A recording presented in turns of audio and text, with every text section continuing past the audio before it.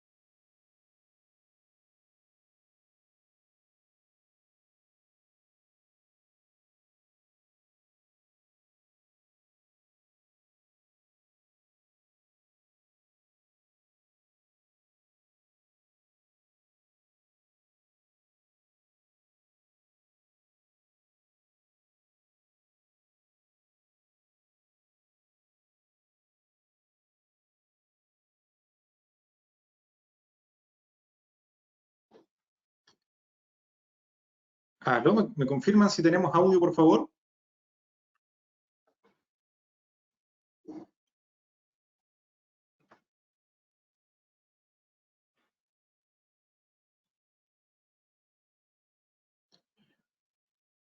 Excelente. Partimos entonces. Denme un segundito.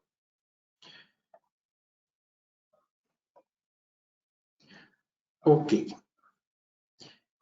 A todos los participantes, bienvenidos. Mi nombre es Miguel Contreras, soy asesor de inversiones acá en Mundo VFX y el tema que nos convoca hoy día es, ahí sí, es alternativas de inversión en tiempos de incertidumbre.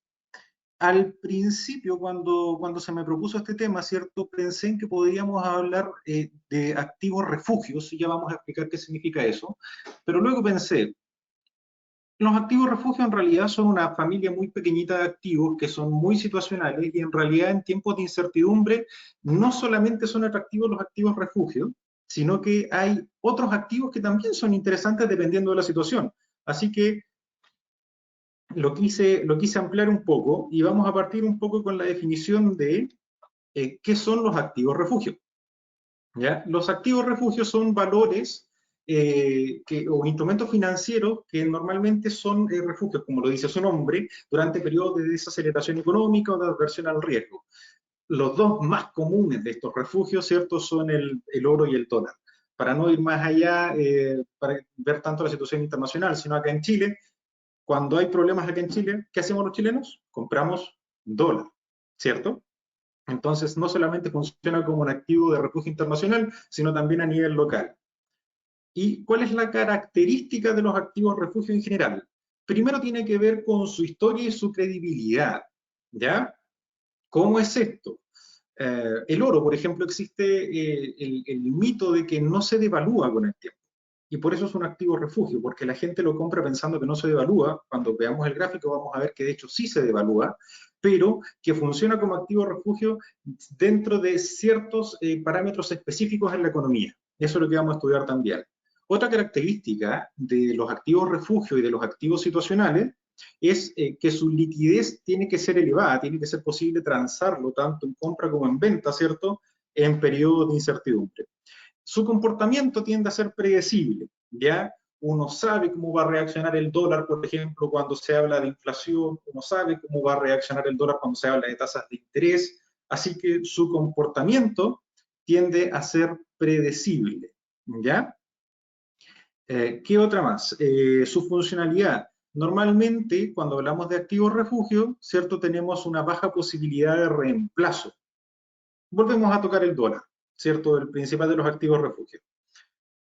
es lejos la moneda más utilizada en el comercio internacional. Sería muy difícil que de un día para otro digamos, oye, vamos a reemplazar el dólar con el peso chileno, por ejemplo.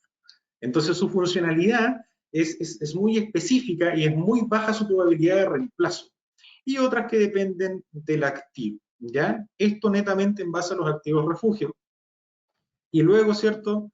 Vamos a ver un poquito lo que es el análisis de situación. Resulta que los activos refugio funcionan en ciertas características, como les decía, que vamos a revisar, pero de repente, por ejemplo, también es interesante revisar la situación como tal, ¿ya? No todo es malo, sino que las situaciones que ocurren en el mundo, por ejemplo, guerras, crisis, tienden a hacer que ciertos sectores específicos caigan y otros sectores específicos suban. Por eso es importante manejar una visión general de lo que son los factores productivos y de cómo se ven afectados por las situaciones. ¿Cuáles son los factores productivos?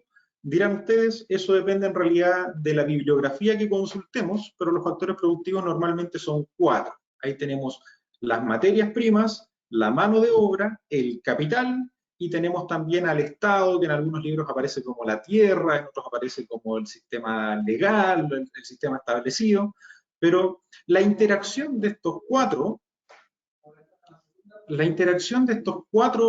factores es la que finalmente hace que pase de un material bruto, ¿cierto?, a un material terminado, un producto terminado. Estos son los factores productivos. Y nos vamos a ir directamente a la plataforma. Si van surgiendo preguntas, por favor escríbanmelas ahí en la caja de comentarios y las vamos revisando, o si no también las podemos dejar para el final de la presentación y las vamos revisando ahí, ¿ya? Los dos primeros y más importantes, como les decía, activos disponibles en la plataforma, tenemos el oro y el dólar, y ambos responden a ciertas circunstancias, a ciertos fenómenos que se dan en la economía. En el caso también, por ejemplo, de los activos de situación, ¿cierto? Tenemos acciones que se mueven, que suben o bajan de acuerdo a la situación, tenemos materias primas que suben o bajan de acuerdo a la situación. Aquí yo puse el VIX, ya que también lo voy a anotar al tiro acá para que lo revisemos después. El VIX es el índice de volatilidad y no es un activo refugio como tal, pero cuando las bolsas norteamericanas bajan, el VIX tiende a subir, ¿ya? Entonces también es un activo que uno puede estar mirando para poder hacer un contramovimiento si uno está metido en las bolsas norteamericanas. Ya, entonces el otro también, los otros que los puse acá, no los vamos a ver tanto en la plataforma, pero los puse acá porque si ustedes buscan activos refugio en internet les van a aparecer por todos lados, que son el yen japonés y el franco suizo, y esto los vamos a comentar ahora. En el caso del yen japonés y del franco suizo, estas monedas se consideran activos refugio netamente por la gran estabilidad que tienen, ¿ya?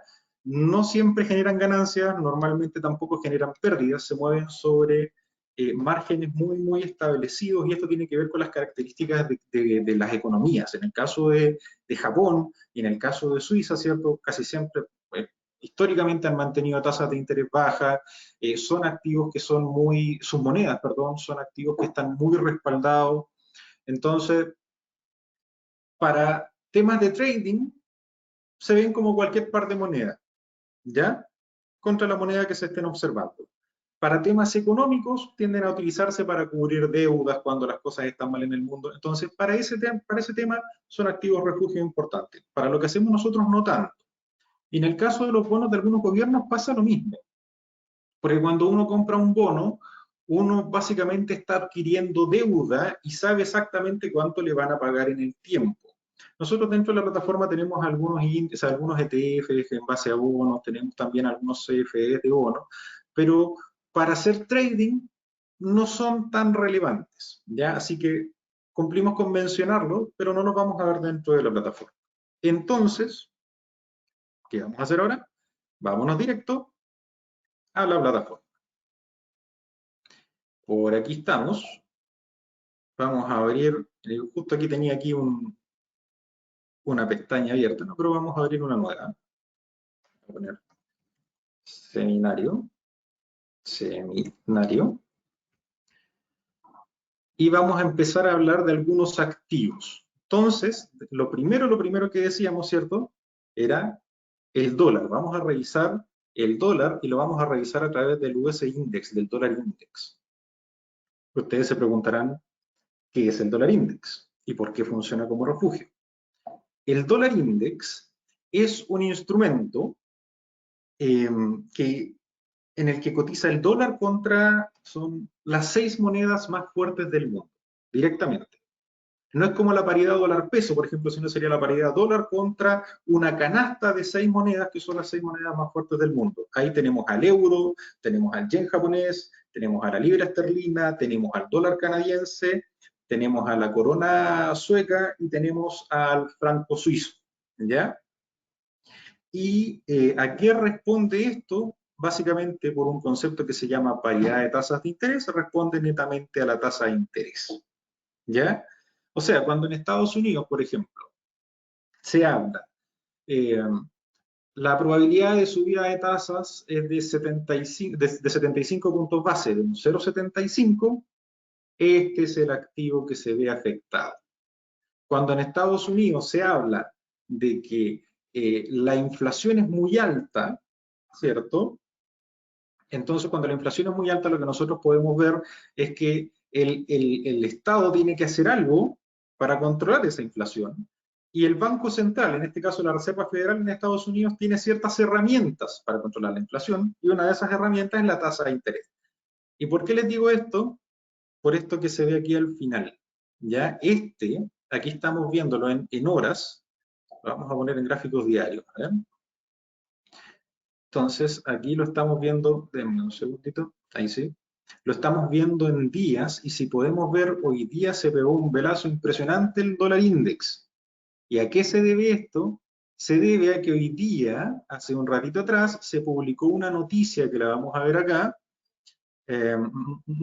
Aquí está, Estados Unidos, inflación base.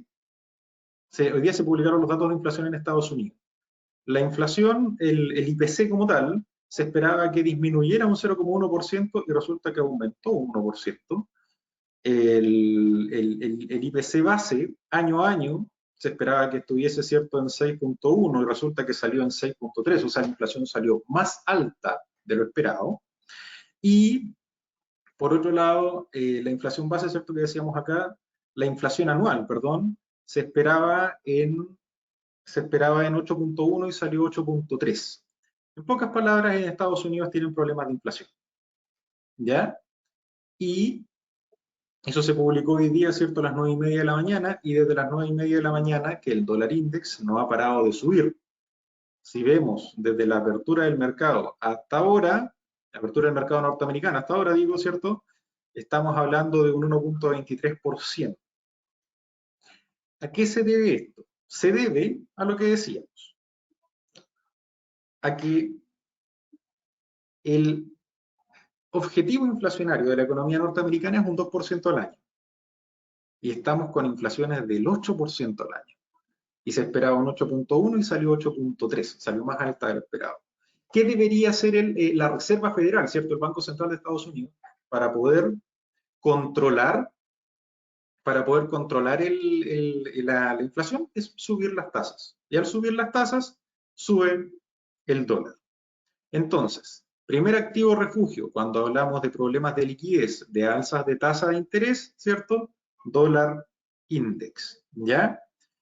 Delante decíamos que esto no está muy alejado de la economía chilena. Si vamos a ver, por ejemplo, el dólar contra el peso chileno, podemos ver algunos datos interesantes. Este es el comportamiento de nuestro dólar, ¿cierto? Miren, vamos a ver algunas fechas. Aquí ya estamos en el 2022, ¿cierto? En marzo del 2022, por acá, en junio del 2022. Resulta que por acá, en este punto, ya empezamos a entrar en tierra derecha al plebiscito al borrador de la Constitución, y empezaron a salir varias publicaciones que no daban ninguna especie de confianza en base a lo que iba a estar escrito en el borrador de la nueva Constitución. ¿Y qué pasó? Generó mucha incertidumbre. en este periodo. Mucha incertidumbre de lo que iba a pasar acá en Chile. Se empezó a hablar de que los capitales se iban a escapar, que de hecho pasó. Se empezó a hablar también de nacionalización, de varias cosas, ¿cierto? Varias cosas que produjeron mucha incertidumbre en la economía. ¿Qué hicieron las empresas chilenas? ¿Qué hicimos nosotros mismos los chilenos? Salimos a comprar dólar. ¿Y qué pasó con el dólar? Hasta los, a ver, voy a correr un poco esta ventana aquí, hasta los 1.060 pesos, ¿cierto? Hasta los 1.060 pesos, y en este punto el Banco Central tomó medidas de salir a vender dólar para poder bajar el precio. Entonces, ¿cuál es el principal refugio que usamos los chilenos? El dólar. Principal refugio, dólar. Un activo refugio. Vamos a dejar un poco de lado el dólar. Vamos a pasar al otro activo refugio, ¿cierto? Que estábamos hablando recién, el oro. Que en la plataforma lo encontramos como gold, ¿cierto? Y tenemos ahí el commodity. El oro, como hablábamos también recién, el oro responde, voy a eliminar un poquito esta cosa aquí, el oro responde ante inflación. Ahí sí, el oro responde ante inflación. Y ustedes me dirán, pero Miguel, o sea, aquí estamos, ¿cierto?, en el último día, ustedes me dirán, pero Miguel, tú mismo dijiste que la inflación en Estados Unidos salió súper alta. Digo, ¿por qué el oro cayó? ¿Cierto? Si se supone que el oro responde ante la inflación. Básicamente porque el oro responde ante inflación en una situación normal. ¿Ya? Una situación normal, como les decía, es cuando la inflación en Estados Unidos va camino al 2% anual. Y ahora va camino al 8, o sea, ya fue un 8,3% anual. Entonces pasamos a la segunda derivada, ¿cierto? Cuando la inflación es tan alta, la Reserva Federal, nuevamente lo repetimos, tiene que hacer algo, y ese hacer algo es subir las tasas de interés. Al subir las tasas de interés se aprecia el dólar. Entonces, miren, aquí se da una relación que yo les quería mostrar que es súper fascinante y que es muy interesante para poder operar. Vamos a comparar este gráfico con el del dólar index. Y nos vamos a dar cuenta que tiene una correlación negativa, ¿cierto? Que cuando uno sube, el otro baja, que es impresionante. Si usted invierte en oro y normalmente se va en compra y ve que el oro está bajando, váyase al dólar index. Si usted normalmente invierte en dólar y ve que el dólar está, al dólar me refiero a nivel internacional, y ve que el dólar está bajando, váyase al oro. Los dos tienen una correlación negativa muy marcada. ¿Por qué? Porque el oro sube por inflación, y la forma de controlar la inflación es subir la tasa de interés, y al subir la tasa de interés debería bajar la inflación, pero sube el valor claro, el valor de la moneda, del dólar. Entonces la correlación es negativa. Es súper interesante para poder operar. ¿Ya? Les recuerdo, ¿cierto? Si tienen preguntas, vayan dejándomelas ahí en los comentarios para que las revisemos después al final de la presentación. Ahora, ustedes me dirán, ya, perfecto, pero ¿y si de repente, no sé, no quiero invertir en oro como tal, porque el oro tiende a ser muy volátil en algunos casos? También tenemos algunas alternativas al oro, ¿ya? No sé si aquí conocen más o menos lo que son los ETF, ¿cierto? El otro día subimos ahí un reel al Instagram que explica lo que son los ETF, y resulta que los ETF como tal son como carteras de acciones prearmadas que están dentro de la plataforma y que replican ciertos sectores de la economía, y tenemos ETFs que replican el oro. Entonces, por ejemplo, podemos poner Gold, ¿cierto? Pero al lado vamos a poner ETF. Y aquí tenemos estos ETFs, ¿ya? Que son un poco más lentos que el commodity, pero que replican al oro. Por ejemplo, vamos a revisar este el primero. Y aquí nosotros podemos ver cuál es la composición de este ETF. Es un portafolio. Se dan cuenta que tenemos algunas empresas que son Newmont Corp, Barrick Gold, Franco-Nevada, Agnico Eagle Mines, que son mineras de oro y comercializadoras de oro. Y esta cartera tiene un comportamiento muy similar al comportamiento del oro, pero tiende a ser más lento y por otro lado más diversificado que el commodity. Así que esta también es una alternativa bastante interesante si ustedes están buscando invertir no directamente en el commodity, sino en alguna cartera relacionada al commodity, ¿ya? Que también funciona como refugio. Eso por un lado. Ahora, quiero que revisemos algo también. Decíamos, ¿cierto?, del análisis de situación, ¿ya? Bueno, no, todavía no vamos a pasar allá. Quiero primero que analicemos un par de cositas del oro y del... Me traes papelito. Que analicemos un par de cositas de cómo se comportó el oro y cómo se comportó el dólar en ciertos escenarios. Miren, veamos algunas crisis económicas, ¿ya? Algunas crisis económicas, por ejemplo, la primera que se me viene a la mente es la crisis de liquidez del año 2014, ¿cierto? 2012, 2014, que fue cuando Grecia cayó en default y arrastró a todo el resto de Europa, ¿cierto? Eso, dentro de la plataforma, estaría más o menos por aquí. ¿Qué pasó con el dólar? El dólar cayó y el oro se empezó a apreciar. O sea, ¿a qué se debe? Se debe a problemas de liquidez. Y que eso aumentó la inflación y por ende el oro se empezó a apreciar, ¿ya? Por ahí ya por mediados del 2016, cuando esto llegó a su máxima expresión, cambió la tendencia. ¿Por qué? Porque el dólar se fortaleció, porque las monedas, el euro valía muy poco, y eso hizo que el dólar se apreciara y que el oro cayera, ¿ya? Eso está interesante para ver esta correlación que yo les digo. Vamos a ver otra crisis, ¿cierto? La crisis del COVID, que podríamos decir a inicio del 2020. En Estados Unidos, esto del COVID partió en marzo del 2020, o sea, podríamos decir en este punto que está por acá, lo vamos a acercar un poquito, en este punto que está acá. ¿Y qué pasó en marzo del 2020? Fíjense que en marzo del 2020 el oro se dispara y el dólar index cae. ¿A qué se debe eso? Se debe a que en este momento se empezó a insertar mucha divisa, mucha moneda gratis o de muy bajo valor al mercado norteamericano y por ende al mercado internacional.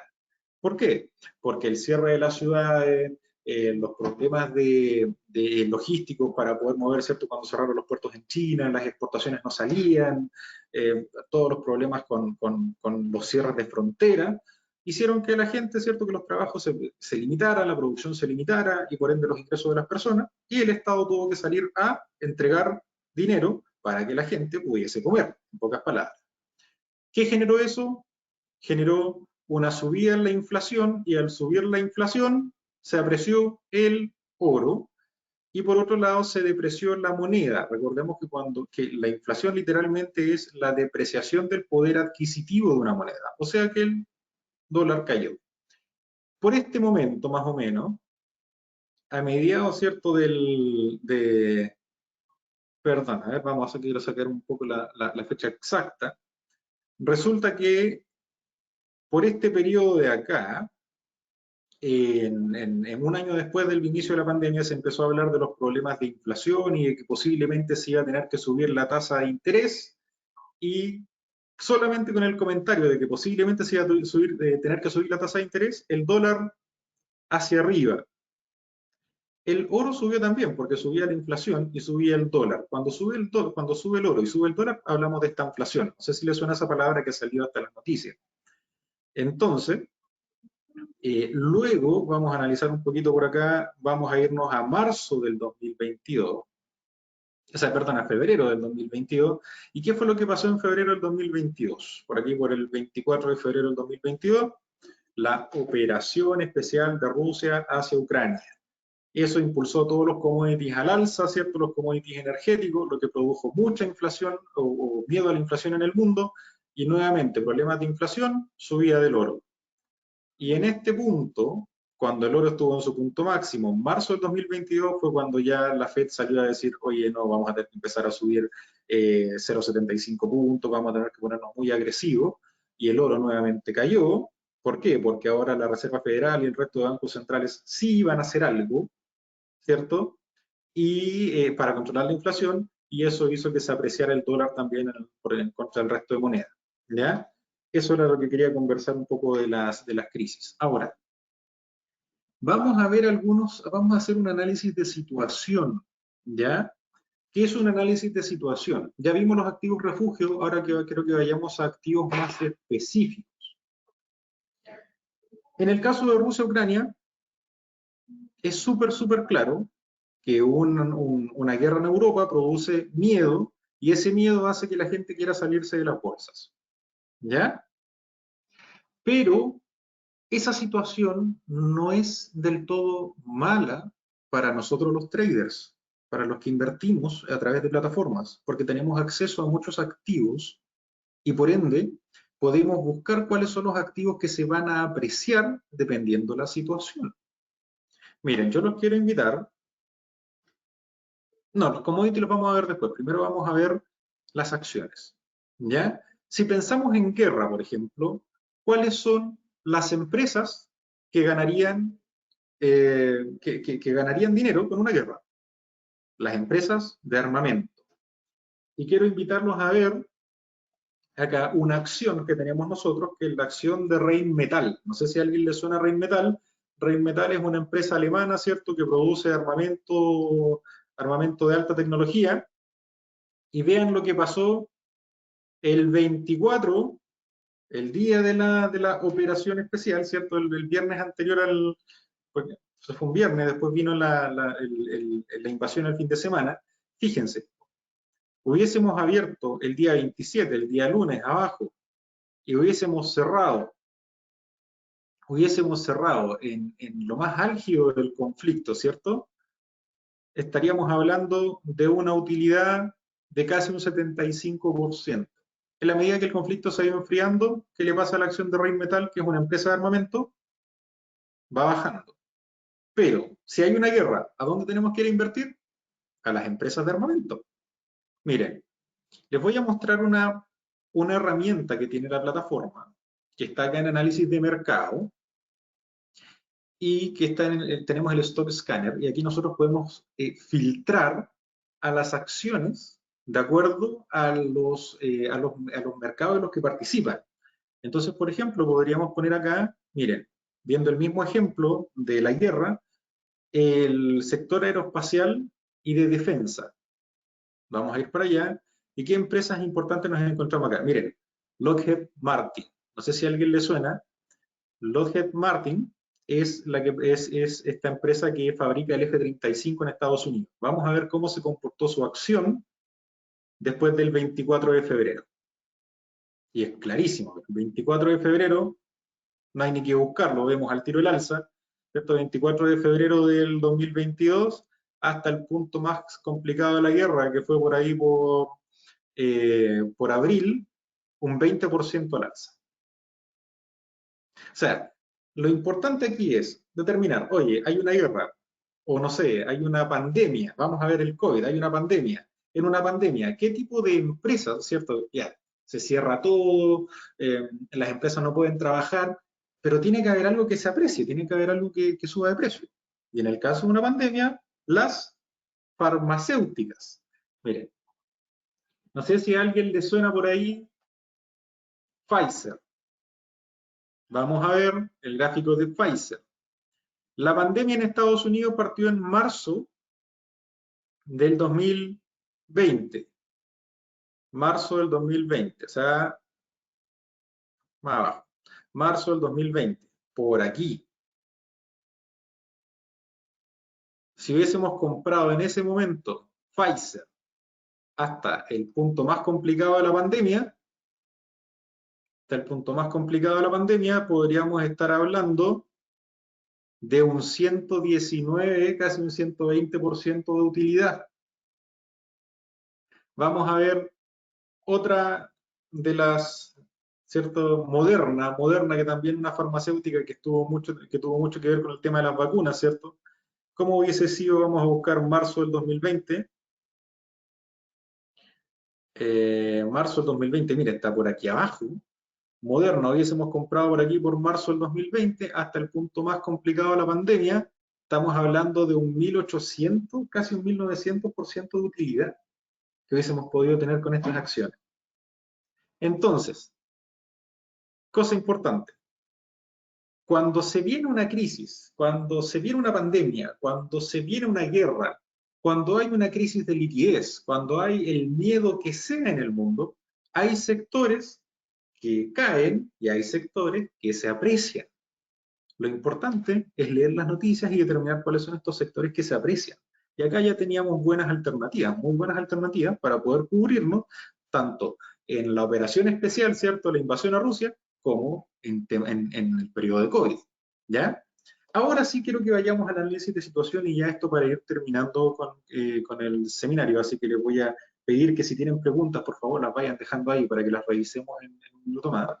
El análisis de situación, dijimos que lo íbamos a hacer en base,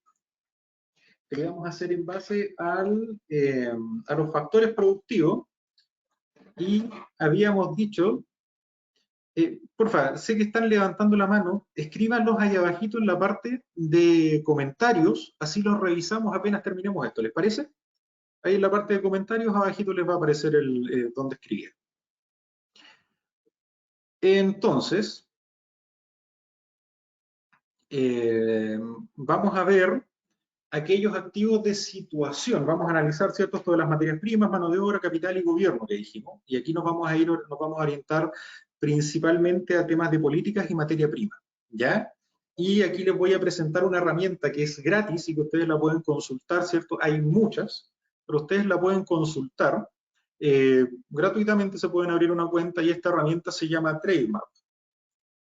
El TradeMap es una página web que les muestra estadísticas de exportaciones. Entonces, por ejemplo, yo aquí tenía país Chile, y vamos a buscar los trade indicators, ¿cierto?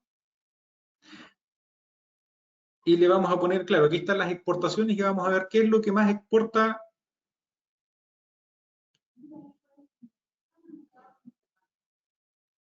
¿Va? No es lo que estaba buscando. Todos los productos, exportaciones, ¿cierto? País Chile. Productos. Bueno, me está mostrando aquí está, por producto. Entonces, por ejemplo, pensemos una situación, ¿ya? Pensemos una situación X. Imaginémonos que por alguna razón nosotros entrásemos en un conflicto armado con alguno de nuestros vecinos, ya de nuestros países vecinos, ¿cierto? Sabemos que tenemos buenas relaciones, pero en su momento no las tuvimos. Y alguna chispa por ahí, no sé, puede hacer explotar un conflicto armado. ¿Qué es lo que más exporta Chile al resto del mundo y que podría haberse afectado? Tenemos acá, por ejemplo, miren, si ¿cómo se llama este? Lo ordenamos por el porcentaje de exportación al mundo, ¿cierto? Chile exporta el 10.8%, o en el año 2021, exportó el 10.8% de todas las exportaciones de cobre en el mundo, o sea, un décimo de toda la demanda de cobre del mundo. ¿Qué pasa si entramos en un conflicto y el cobre no pudiese salir de nuestros puertos? ¿En qué hay que invertir? En cobre. Estamos hablando de un recorte del 10% de la oferta de cobre en el mundo. O sea, eso debería afectar a los precios. Vamos, por ejemplo, a lo que decíamos delante, a ver qué es lo que exporta Rusia. Vamos a ver ahí, esto se demora un poquito, qué es lo que exporta Rusia en mayor medida en el mundo. Miren, fertilizantes y, ¿cómo se llama este? Combustibles minerales, ¿cierto? 9.5% de las exportaciones de combustibles minerales en el mundo. Si le cortamos las exportaciones a Rusia, ¿qué es lo que más se va a ver afectado? El valor de los commodities energéticos. Y vamos entonces ahora a la plataforma y vamos a ver commodities energéticos. Vamos a ir a ver el petróleo. Y vamos a ver qué pasó con el petróleo, en este caso el Brent, ¿cierto? El petróleo del Mar del Norte. ¿Qué pasó con el petróleo a partir del 24 de febrero? Miren, 24 de febrero, año 2022, ¿cierto? el viernes anterior al inicio de la operación especial, ¿cuánto? 11 días después, un alza del 36,61% del precio. O sea, un activo situacional. Si cortamos el suministro de petróleo ruso a la Unión Europea y al resto de países que lo compran, ¿qué va a subir de precio? El petróleo. Vamos a ver, ¿cierto? Ahí decíamos combustibles fósiles, combustibles minerales, otro combustible, el gas natural. En la plataforma lo encontramos como gas. ¿Qué pasó con el gas natural a partir del 24 de febrero? ¿Dónde está febrero? Por aquí está, ¿cierto? A partir del 24 de febrero. Ahí se me corrió la plataforma. El 24 de febrero hasta su punto más alto, un 118% en el alza del gas natural. O sea, si nosotros pensamos, por ejemplo, no sé, que algún país entre en guerra con otro país, ¿cuáles son las materias primas? Vamos a hacer este análisis, ¿cierto? Este análisis de situación. ¿Cuáles son las materias primas que se van a ver afectadas? ¿Y cuál es el share, cuál es la parte que ese país ocupa en las exportaciones de esa materia prima en el mundo? Esa es una pregunta súper interesante que uno puede hacerse y que uno puede usar para detectar estos activos que generan ciertas oportunidades. Por ejemplo, en el caso de Ucrania, o sea, aquí estamos hablando de Rusia, pero en el caso de Ucrania, Ucrania es el granero, se lo conoce como el granero del mundo, ¿cierto? ¿Qué pasó con los commodities energéticos? O sea, perdón, con los commodities agrícolas, fíjense. Si vamos, por ejemplo, al trigo, vamos a abrir el gráfico del trigo, y nos vamos a ir, miren, aquí no hay ni que mirar ni que buscar febrero. Ya sabemos cuándo subió, ¿cierto? Sabemos por acá, febrero, el 24 de febrero de este año, hasta su punto más arriba, 56, casi 57%, entre comillas, ¿cierto?, de apreciación de este commodity agrícola, que es una de las principales exportaciones de Ucrania. Entonces, ¿qué quiero que entendamos de esto? Una cosa son los activos refugio que responden a tasas de inflación, a tasas de interés, pero otra cosa también son estos activos situacionales que responden a la situación de cada fenómeno, podríamos llamarlo de alguna forma. Siempre hay oportunidades de inversión. Donde ustedes las miren, siempre hay oportunidades de inversión. Lo que pasa es que hay que saber dónde buscar. Y si ustedes invierten en trading, tienen acceso a estas oportunidades de inversión a través de la plataforma, porque nosotros tenemos más de 3.000 activos en los que ustedes pueden refugiarse, en los que ustedes pueden invertir. Herramientas como TradeMap, esta página, ¿cierto?, son súper buenas para saber los niveles de exportación de cada país, hacia dónde exportan. Por ejemplo, si nosotros nos vamos, ya no lo voy a revisar por un tema de tiempo, pero si nosotros nos vamos a quién es el que más cobre compra, cobre chileno, un 67% del cobre chileno lo compra China. Por ende, o en el año 2021 lo compró China. Entonces, si algo le pasa a China, algo le va a pasar al cobre, y si algo le pasa al cobre, algo le va a pasar al dólar en Chile.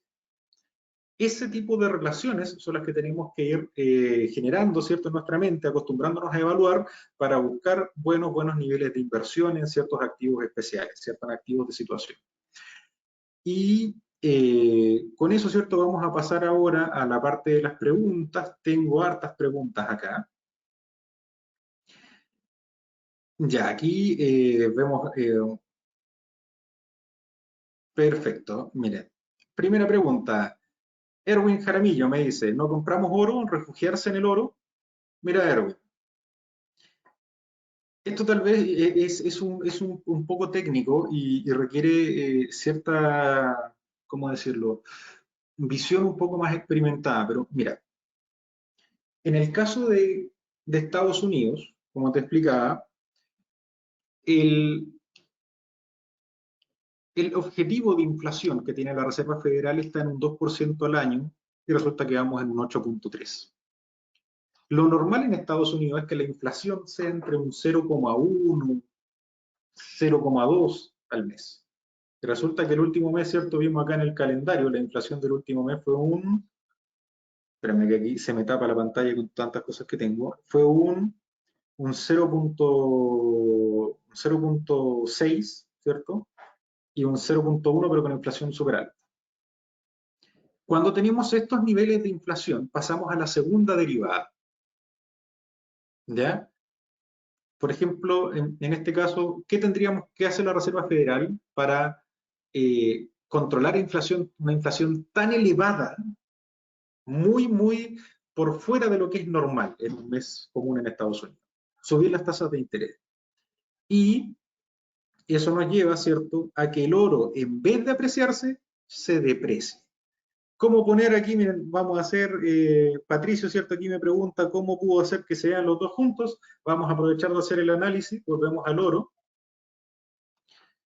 Entonces volvemos, ¿cierto? Fijamos el oro acá. Para hacer que los dos se vean juntos, mira, aquí a la izquierda de tu gráfico, en donde dice comparar, en esta pestañita que tiene aquí unas velas chiquititas abajo, comparar, y ahí nos va a salir ahí abajo, ¿cierto? Y le ponemos dólar index. Y ahí puedes ver el comportamiento de los dos, ¿ya? Entonces, en este caso, yo creo que no estoy seguro si es un buen momento para comprar oro. La verdad es que el oro va a la baja. Yo me tiraría en corto es en venta. Y esa también es otra ventaja que tienes acá cuando haces trading, que no necesariamente tienes que comprar, sino que también puedes vender y ganarte la diferencia, ¿ya? Te recomiendo que Erwin, te recomiendo que si ya estás operando con nosotros, te comuniques con tu ejecutivo para que te pueda dar las indicaciones de cómo se hacen estas operaciones en venta, ¿cierto? Te pueda mostrar ahí tal vez algunas proyecciones interesantes. Y por otro lado, te recomiendo, si no eres cliente, que te hagas cliente.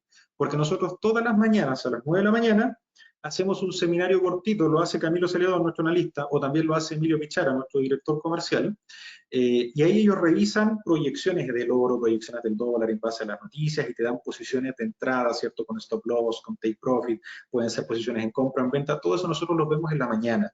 Y ahí tú puedes encontrar más respuestas que son más dirigidas hacia las inversiones como tal. Aquí estamos haciendo como un análisis técnico y fundamental de las inversiones más teórico. Pero eso es lo que te puedo recomendar también. Ya luego, por ahí Erwin vuelve a escribir, ¿cierto? Que el oro pasa, el dinero va y viene, pero el oro está desde el principio de la historia. La verdad es que sí, pero tú ves en el gráfico que normalmente el oro también se deprecia. Jorge, efectivamente, si el dólar sube, el oro baja. ¿Por qué? Nuevamente repetimos, ¿cierto? Porque el oro sube por inflación, pero cuando la inflación está descontrolada, la Reserva Federal o los bancos centrales en el mundo tienen que subir la tasa de interés porque es la herramienta que tienen para controlar la inflación. Al subir la tasa de interés, se aprecian las monedas y hacen bajar la inflación, que hace que el oro baje. Por eso tienen esa correlación negativa. Ya, aquí tengo Jorge Martínez también. Y con respecto a la plata, mira, la plata tiene un comportamiento, vamos a compararlo con el oro para que lo veas tú mismo. Tienen un comportamiento relativamente parecido, con la diferencia de que los contratos en plata son más baratos, te piden menos para operarlos, así que también sirve como activo refugio. De hecho, tú aquí podrías poner, por ejemplo, el paladio. Bueno, no lo tengo, no me aparece el commodity por acá. Bueno, pero el paladio, el resto de minerales preciosos que tenemos acá en la plataforma, y todos tienen un comportamiento parecido. Los metales preciosos tienden a ser activos refugio y se comportan muy parecido al oro, ¿ya? Eh, Felipe me pregunta por CMPC. Mira, nosotros en realidad no vemos acá acciones chilenas, tenemos algunos ADR, ¿cierto? Que está Antofagasta Minerals, está Sokimich, que puede revisar. CMPC, la verdad, nosotros no operamos acciones chilenas acá. Eh, Tienes muchas otras alternativas que son mucho más líquidas y mucho mejores. Te recomiendo revisar la plataforma. Puedes buscarlas aquí en análisis de mercado, ¿cierto? Te das acá a los filtros y puedes buscar las que son de minería. Y te va a mostrar todas aquellas que tenemos, que no solamente son de Estados Unidos, sino que también de Europa y de Asia. Hay muchas empresas asociadas a la minería, ¿ya? Que están bastante interesantes. Eh, y finalmente, la última pregunta, Andrés Arancibia me pregunta, ¿cuál es la manera más precisa de medir el volumen de mercado en el momento ahora? Mira, con un gráfico de volúmenes, pero en realidad yo te diría que, a ver, quiero, por favor, si estás ahí, dime si lo quieres como dirigir al tema de la profundidad de mercado o a los volúmenes de transacción, ¿ya? Porque la verdad es que en cierto sentido, para trading de corto o mediano plazo, no es tan importante. Es una herramienta que muchos utilizan, que está presente en otras plataformas. Nosotros acá no tenemos gráfico de volúmenes, porque en realidad el gráfico de volúmenes te sirve para confirmar algunas cosas, pero las tendencias son bien específicas y cuando hablamos de activos refugio como tal, responden directamente. Ya, perfecto, Andrés. Cuando hablamos de activos refugio, lo que decíamos, ¿cierto? Una característica muy, muy importante es que su comportamiento es muy predecible en base a factores de la economía. No necesitas tanto los volúmenes transados, ¿ya? Y por otro lado, si tú quieres ver la profundidad de mercado, eso lo puedes ver acá. Mira, por ejemplo, si buscamos el oro y apretamos acá, no lo tengo activado, disculpa, lo tengo que activar acá en las opciones. Mira, si quieres, para no alargar más esto, eh, deja tus datos si es que no eres cliente, y si no, si ya eres cliente, comunícate con tu ejecutivo y te podemos mostrar ahí dentro de la plataforma para poder establecer acá abajo el gráfico de volumen. Pero como te digo, en realidad, para establecer volúmenes y volatilidad, si quieres establecer volatilidad, te recomiendo usar las bandas de Bollinger. Más que ver un gráfico de volúmenes, las bandas de Bollinger. Mira, aquí me voy a tomar un minutito. Vamos a sacar vamos a ver el oro. Vamos a poner el gráfico del oro. Las bandas de Bollinger son una herramienta que yo vi también en otro seminario, en el del Nasdaq, que si tal como están, te muestran momentos de volatilidad alta. No funcionan tanto en gráficos de mucho tiempo, sino que funcionan en gráficos de bajo... Bueno, debo tenerla activada en visibilidad. Ahí está. Mira, las bandas de Bollinger te hablan de momentos de volatilidad. ¿Cómo es? Cuando las bandas están juntitas, por ejemplo, en este caso de acá, aquí al medio, te habla de un momento de baja volatilidad, ¿ya? Cuando las bandas se separan, como acá, por ejemplo, te habla de un momento de alta volatilidad. ¿Y cómo se usan las bandas de Bollinger? Súper simple, mira. Aquí vemos que tocó la banda de abajo, ¿cierto? Una señal de compra. ¿Dónde compramos? Compramos cuando el precio supera la media. ¿Y hasta cuándo la mantenemos? La mantenemos hasta que el precio vuelve a cruzar la media. O sea que aquí en este punto nos hubiésemos podido llevar un 0,76% en el oro. Yo creo que si tú quieres operar a hacer tipo scalping, me imagino, esto es mucho, mucho más útil que el gráfico de volúmenes. ¿Ya? Entonces,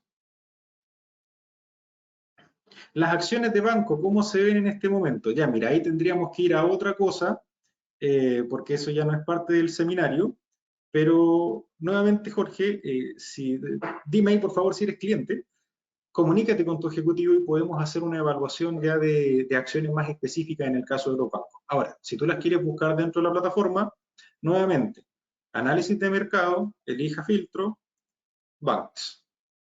Y aquí te va a mostrar todas las acciones de los bancos, ¿cierto?, que están disponibles en la plataforma. Si tú quieres de algún país específico, aquí lo puedes establecer, ¿ya? Y yo creo que ahí ya tendríamos que empezar a evaluar específicamente qué tipo de acción es más llamativa para ti. ¿Ya? Así que mándale un mensajito por WhatsApp a tu ejecutivo y ahí podemos evaluar algo interesante, ¿cierto? Alguna posición interesante en estas acciones. Ya, gente, como siempre recordarles, si son clientes y tienen dudas, comuníquense con su ejecutivo. Si no son clientes, los invito a visitar nuestra página mundobfx.com. Abrirse una cuenta es súper rápido, súper fácil. Aquí en Invierte Hoy, ustedes apretan, ¿cierto? Les va a pedir un par de datitos, su nombre, su apellido, correo electrónico y el RUT, y su teléfono. y si no son clientes, nosotros nos vamos a comunicar a la brevedad con ustedes para poder ayudarlos en sus inversiones.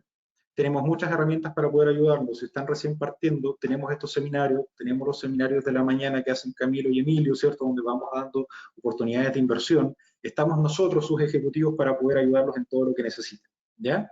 Así que, con eso, mis estimados, les agradezco su participación, les agradezco su presencia en este seminario. Los dejo invitados para el próximo. Revisen aquí mismo en la página de Mundo VFX webinars, ¿cierto? Aquí pueden encontrar las invitaciones para todo el resto de seminarios. Yo me despido por mi parte. Fue un gusto estar con ustedes. Hasta luego.